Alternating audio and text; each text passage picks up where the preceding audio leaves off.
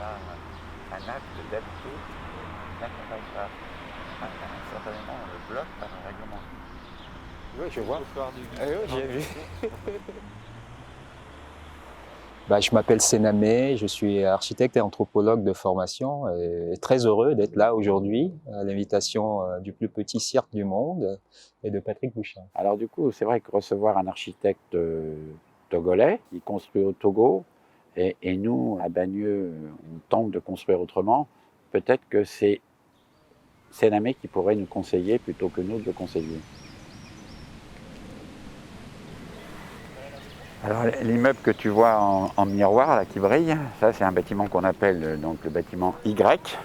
C'est le seul bâtiment que le promoteur a gardé. Donc nous, avec la ville de Bagneux, on essaye de dire que ce bâtiment Y, il pourrait être complémentaire du lycée.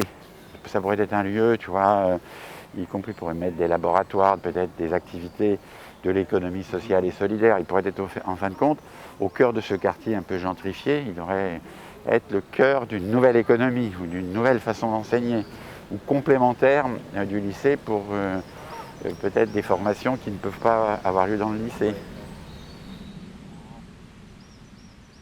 Ici, il y avait un sujet qui était la construction d'un lycée.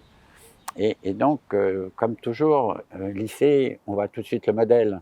Le lycée français, il est quand même sur un modèle, on dit militaro-industriel. C'est des endroits fermés pour former des gens, soit pour l'armée, la conquête, soit éventuellement pour le travail industriel. Et donc aujourd'hui, on pourrait dire qu'il y a un autre sujet quand même. C'est pas parce qu'on a fait ces études qu'on trouve du travail. On peut être au chômage. C'est pas sûr qu'ayant fait même des études, on fasse le métier qui correspond à son idéal. Et donc on pourrait dire que le lycée, c'est peut-être un prétexte pour parler, mais que veut le monde, ou que veut la jeunesse, ou que la jeunesse veut-elle faire dans ce monde qu'on lui donne. Mais on avait tout de suite fait le lien avec ce qu'on appelle dans les sociétés de tradition africaine les enclos d'initiation.